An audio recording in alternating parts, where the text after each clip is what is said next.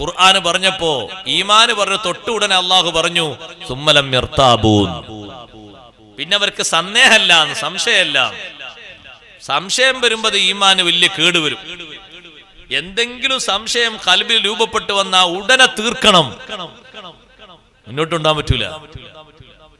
ഒരാൾക്ക് കാര്യമായി സംശയം വരുന്നത് എപ്പോഴാണെന്നറിയോ നിങ്ങള്? ഖബറിന്റെ അടുത്തിരുന്നു കൊണ്ട് ഉസ്താദ് തെൽക്കീൻ ചൊല്ലി കൊടുക്കുമ്പോ ഒരാൾക്ക് ഇങ്ങനെ സംശയം. മരിച്ച അയാൾ മണ്ണിലേക്ക് മൂടി, കല്ലിട്ട് മൂടിയിട്ട് അതിന്റെ മേലെ മണ്ണിട്ട് മൂടിയൊക്കെ മൂടി ഭദ്രാക്കിയിട്ട് ഈ തെൽക്കീനൊക്കെ ചൊല്ലിക്കൊടുത്തിട്ട് എന്തെങ്കിലും ഒരു കാര്യം ഉണ്ടാകുമോ? ചില ആൾക്കാർക്ക് അത് കേൾക്കോ? ഇത്രയും ഭദ്രായിട്ടല്ലേ മൂടിയത്, ഒരു ഗ്യാപ്പില്ലാതെ മൂടിയില്ലേ? മേലെ നല്ലോണം മണ്ണൊക്കെ ഇട്ട് നല്ല ഭദ്രാക്കി മൂടിയില്ലേ? കല്ല് വെച്ചിട്ട് അതിന്റെ മേലെയല്ലേ മണ്ണിട്ടത്, ഗ്യാപ്പുകളൊക്കെ അടച്ചില്ലേ? നീ കേൾക്കോ? സുബ്ഹാനല്ലാഹ്, എത്ര മണ്ണിട്ട് മൂടിയാലും ഖബറിലുള്ള ആളുകൾ കേൾക്കുമെന്ന് നബി സല്ലല്ലാഹു അലൈഹി വസല്ലം തങ്ങൾ പഠിപ്പിച്ചില്ലേ? ഇന്നൽ അബ്ദ ഇദാ ഉദിഅ ഫീ ഖബരിഹി, ഒരു മനുഷ്യനെ ഖബറിൽ വെക്കപ്പെട്ടു, വതവല്ല അൻഹു അസ്ഹാബുഹു, എന്നിട്ട് ചുറ്റും ഖബറടക്കാൻ വന്ന ആളുകളൊക്കെ പിന്തിരിഞ്ഞു പോകുന്നു. ഇന്നഹു ലയസ്മഉ ഖഫ്ഖ നിആലിഹിം, ആ പിന്തിരിഞ്ഞു പോകുന്ന ആളുകളുടെ ചെരുപ്പിന്റെ ശബ്ദം, ചെരുപ്പിങ്ങനെ ഓരോ ഭാഗവും മുന്നോട്ട് എടുത്തു വെക്കുമ്പോ കാലിലേക്കും മണ്ണിലേക്കും കൊട്ടുന്ന കൊട്ട് ആ ഖബറിന്റെ ഉള്ളിലുള്ള മനുഷ്യൻ കേൾക്കുമെന്ന് മുഹമ്മദുർ റസൂലുള്ളാഹി സ്വല്ലല്ലാഹു അലൈഹി വസല്ലം. സഹോദരങ്ങളെ, ചെരുപ്പടിന്റെ ശബ്ദം കേൾക്കുമെങ്കിൽ തൽഖീനും കേൾക്കും, ഖുർആനോത്തും കേൾക്കും, സലാമും കേൾക്കും, യാസീനും കേൾക്കും, എല്ലാം കേൾക്കും. കേൾക്കാത്ത ഒന്നുമില്ല. ഖബറിന്റെ ഉള്ളിലുള്ള ആളുമൊക്കെ കേൾക്കും. കേൾക്കുന്ന വിധത്തിലല്ലേ ഖബറാളികളോട് നബി സല്ലല്ലാഹു അലൈഹി വസല്ലം തങ്ങൾ സംസാരിച്ചത്? ഖബറാളികളോട് തങ്ങൾ സംസാരിച്ചില്ലേ? ബദർ യുദ്ധം കഴിഞ്ഞിട്ട് ബദറിൽ നിന്ന് പിന്തിരിഞ്ഞു പോരാ നേരത്ത് ഖലീബ് ബദറിൽ പൊട്ടക്കിണറിലേക്ക് വലിച്ചിറക്കപ്പെട്ട ആളുകളില്ലേ, ശത്രുക്കളുടെ ശരീരങ്ങൾ? പൊട്ടക്കിണറിലല്ലേ അത് കുഴിച്ചു മൂടിയിരിക്കുന്നത്? അബൂജഹൽ, ഉത്ബ, ശൈബ തുടങ്ങിയ ആളുകള്. അവരെ ഖബറിന്റെ അടുത്ത് പോയിട്ട് നബി സല്ലല്ലാഹു അലൈഹി വസല്ലം തങ്ങളെ ചോദ്യം, ഹൽ വജത്തും മാ വഅദ റബ്ബുക്കും ഹഖ്ഖാ, നിങ്ങളെ റബ്ബ് നിങ്ങൾക്ക് വാഗ്ദാനം ചെയ്തത് സത്യമായി നിങ്ങൾ അനുഭവിച്ചോ? നിങ്ങളോട് വിശ്വസിച്ചില്ലെങ്കിൽ ശിക്ഷ വരുമെന്ന് പറഞ്ഞില്ലേ? ദുന്യാവിലും ശിക്ഷ ഉണ്ട്, ആഖിറത്തിലും ശിക്ഷ ഉണ്ട് എന്ന് പറഞ്ഞിട്ടില്ലേ? ഈ ലോകത്ത് മാത്രമല്ല, പരലോകത്ത് കഠിന ശിക്ഷയുണ്ട്. ലഹും അദാബുൻ ഫിൽ ഹയാത്തി ദുനിയാ വഫിൽ ആഖിറ, വിശ്വസിക്കാത്തവർക്ക് ദുനിയാവിലും ശിക്ഷയുണ്ട്, ആഖിറത്തിലും ശിക്ഷയുണ്ട്. ആഖിറത്തിലെ ശിക്ഷ ദുനിയാവിലേക്കാളും കടുപ്പമാണ് എന്ന് അള്ളാഹു പറഞ്ഞത് നിങ്ങൾ അനുഭവിച്ചോ? ഞങ്ങളോട് അള്ളാഹു തആല വാഗ്ദാനം ചെയ്തത് ഞങ്ങൾക്ക് കിട്ടിക്കഴിഞ്ഞു. ഞങ്ങളോട് എന്തായിരുന്നു അള്ളാഹു പറഞ്ഞത്? നിങ്ങളെ സഹായിക്കുമെന്നാണ് അള്ളാഹു ഞങ്ങളോട് പറഞ്ഞത്. നല്ല സഹായം ഞങ്ങൾക്ക് കിട്ടി. ഞങ്ങളെ കൂട്ടത്തിൽ ചെരുപ്പ് ധരിക്കാതെ വന്ന ആളുകളുണ്ട്, അവർക്ക് ചെരുപ്പ് കിട്ടി. വാഹനമില്ലാതെ വന്നവർക്ക് വാഹനം കിട്ടി. വസ്ത്രങ്ങളില്ലാതെ വന്നവർക്ക് വസ്ത്രം കിട്ടി. ഇഷ്ടം പോലെ അള്ളാഹു സഹായിച്ചു. കുറച്ചൊന്നുമല്ല അള്ളാഹു ഞങ്ങളെ സഹായിച്ചത്, ധാരാളം സഹായം നൽകി. നിങ്ങൾക്ക് കിട്ടാനുള്ളത് കിട്ടിയോ? അങ്ങനെ ചോദ്യം പുറത്തുനിന്ന് ചോദിക്കുമ്പോ സ്വാഭാവികമായിട്ട് സംശയം വരൂലേ? എന്താണ് ഉള്ളിലുള്ള ആൾക്കാരൊന്നും പറയാത്തത്? ആ സംശയം തീർക്കാനാണ് ഉമർ റളിയല്ലാഹു അൻഹു ഇടപെട്ടത്. ഉമർ റളിയല്ലാഹു അൻഹു ചോദിച്ചു, നബിയെ അതുകല്ലിമു അജ്സാദൻ ലാ അർവാഹ ഫിഹാ, ആത്മാക്കളില്ലാത്ത ശരീരങ്ങളോടാണോ തങ്ങൾ സംസാരിക്കുന്നത്? ഈ കിണറ്റുള്ളതൊക്കെ മൃതശരീരങ്ങളല്ലേ, അവർക്ക് റൂഹില്ലല്ലോ. റൂഹില്ലാത്ത ആ ശരീരങ്ങൾ കേൾക്കുമോ നബിയെ? റൂഹ് പിടിച്ച് അസ്രായേൽ കൊണ്ടുപോയില്ലേ? അസ്രായേൽ കൊണ്ടുപോയില്ലേ സഹോദരങ്ങളെ? റൂഹൊക്കെ ഈ മരിച്ചിട്ട് നമ്മൾ ഖബർ കൊണ്ടുപോയി കൊടുക്കുന്ന ആൾക്കാർ ആളെ റൂഹും അസ്രായേൽ നേരത്തെ കൊണ്ടുപോയില്ലേ? അല്ല വീട്ടിന്റെ ഒരു ഭാഗത്ത് വെച്ചിട്ടുണ്ടോ? വീട്ടിന്റെ ഒരു ഭാഗത്ത് വെച്ചിട്ടുണ്ടോ? ഇല്ല. പക്ഷെ ആ ഖബറാളി കേൾക്കുവോ? കേൾക്കാതെ റൂഹുകളില്ലാത്ത ശരീരങ്ങളോടല്ലേ സംസാരിക്കുന്നതെന്ന് ചോദിച്ചപ്പോ നബി സല്ലല്ലാഹു അലൈഹി വസല്ലം തങ്ങൾ പറഞ്ഞു, ഉമറേ, മാ അന്ത ബിഅസ്മഅ മിൻഹും, അവരത്ര നിങ്ങൾ കേൾക്കൂല. ഞാൻ സംസാരിക്കുന്നതൊക്കെ നിങ്ങൾ ഇവിടുന്ന് കേൾക്കുന്നില്ലേ, പക്ഷെ നിങ്ങളെക്കാൾ അധികമുള്ള കേൾവി അവർക്ക് അള്ളാഹു നൽകിയിട്ടുണ്ട്. അവരെവിടെ ഉള്ളത്? മണ്ണിന്റെ അടിയില, എത്രയോ ആഴത്തിലാണ് അവരുള്ളത്. അവരെക്കാൾ കൂടുതൽ കേൾവി നിങ്ങൾക്കില്ല. പിന്നെ തോന്നുകയാണ് അവർ കേൾക്കുന്നില്ല എന്നല്ലേ. കാരണം മറുപടി ഒന്നും ഇല്ലാത്തത് കൊണ്ട് നബി സല്ലല്ലാഹു അലൈഹി വസല്ലം നിങ്ങൾ പറഞ്ഞു, ഗൈറ അന്നഹും ലാ യസ്തതിഊന അൻ യറുദ്ദു അലയ്യ ശൈആ, എന്നോട് തിരിച്ചു മറുപടി പറയാനുള്ള കഴിവ് അവർക്കില്ല. ആരും മറുപടി പറയില്ല എന്നാണോ? അങ്ങനല്ല, ഇവർക്ക് ആ കഴിവില്ല. ചോദിച്ചിട്ട് ഉത്തരം കിട്ടിയിട്ടുണ്ടോ? ഖബറിലുള്ള ആളോട് ചോദിച്ചിട്ട് പുറത്തേക്ക് മറുപടി കിട്ടിയിട്ടുണ്ടോ? ഉണ്ട്.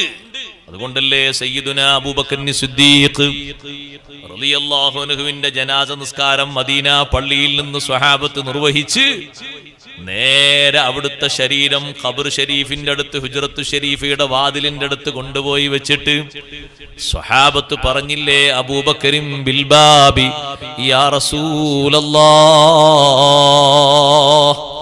അല്ലാഹുവിന്റെ റസൂലേ, അബൂബക്കർ സിദ്ദീഖ് തങ്ങളാണ് വാതിൽക്കലുള്ളത്, എന്താ ചെയ്യേണ്ടത്?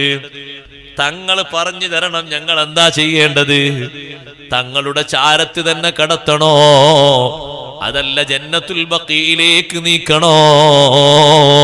അതാണ് ചോദ്യം. ചോദ്യത്തിന് ഉത്തരം വന്നോ? ഉടനെ തന്നെ ഉത്തരം വന്നു, അദ്ഖിലുൽ ഹബീബ ഇലൽ ഹബീബ്, എന്റെ പ്രിയപ്പെട്ട അബൂബക്കർ സിദ്ദീഖ് തങ്ങളെ എന്നിലേക്ക് ചേർത്തിക്കടത്തൂ. ലമ്മുൽ ഹബീബ ഇലൽ ഹബീബ്, എന്റെ സ്നേഹിതനായ സിദ്ദീഖ് തങ്ങളെ എന്നിലേക്ക് ചേർത്തിക്കടത്തൂ. സ്വഹാബത്തിന്റെ ചോദ്യത്തിന് ഉത്തരം കിട്ടിപ്പോയി. സഹോദരന്മാരെ, കേൾക്കുമോ? കേൾക്കും. ഉത്തരം പറയുമോ? ഉത്തരം പറയേണ്ടവര് പറയും. ഒരു സംശയവും ആ വിഷയത്തിൽ വേണ്ട. 100 കൂട്ടം തെളിവുകളല്ലേ മഹാന്മാർ ഉദ്ധരിച്ചത്. പിന്നെന്തിനാ ഉസ്താദെ തൽഖീന് ചൊല്ലിക്കൊടുക്കുന്നത്? അതൊരു ഓർമ്മപ്പെടുത്തലാണ്. അല്ലാഹു ഖുർആനിൽ പറഞ്ഞില്ലേ, ഫദക്കിർ ഫഇന്ന ദിക്റാ തൻഫഉൽ മുഅ്മിനീൻ, ഓർമ്മപ്പെടുത്തി കൊടുക്കണം, അത് വിശ്വാസികൾക്ക് ഫലം ചെയ്യും. അങ്ങനെ ചുറ്റുഭാഗത്തും ആളുകൾ കൂടി നിന്നിട്ട് ഒന്നും ഓർമ്മപ്പെടുത്തി കൊടുക്കാതെ അവർ ചുറ്റുഭാഗത്തും നിന്നാൽ തന്നെ മറുപടി പറയാൻ കിട്ടുന്നാണ് ബഹുമാനപ്പെട്ട അംർ ബിൻ ആസ് റളിയല്ലാഹു അൻഹു പറഞ്ഞത്. അംർ ബിൻ ആസ് റളിയല്ലാഹു അൻഹു മരണം ആസന്നമായപ്പോ ചുറ്റും കൂടി നിൽക്കുന്ന സ്വഹാബിമാരുണ്ട്, മക്കളുണ്ട്, പേരക്കുട്ടികളുണ്ട്, എല്ലാവരോടും പറഞ്ഞു. ഇമാം മുസ്ലിം റഹ്മഹുല്ലാഹ് റിപ്പോർട്ട് ചെയ്ത ഹദീസ്, എല്ലാവരോടും പറഞ്ഞു, ഞാൻ മരിച്ചു കഴിഞ്ഞാൽ നിങ്ങൾ എന്നെ കുളിപ്പിച്ച് നിസ്കരിച്ചിട്ട് നേരെ ഖബറിൽ കൊണ്ടുപോയി വെക്കും. വശന്നു അലയ്യ തുറാബ ശന്നാ, എന്റെ മേല് നിങ്ങൾ മണ്ണ് വാരിയിടും. അങ്ങനെ എന്റെ ഖബറൊക്കെ നിങ്ങൾ പൂർത്തിയാക്കിയാൽ പെട്ടെന്ന് നിങ്ങൾ പോയേക്കരുത്. അഖീമൂ ഹൗല ഖബരി, എന്റെ ഖബറിന്റെ ചുറ്റും നിങ്ങൾ നിൽക്കണം. എത്ര നേരം നിൽക്കണമെന്നാണ് ആ സ്വഹാബി പറഞ്ഞത്?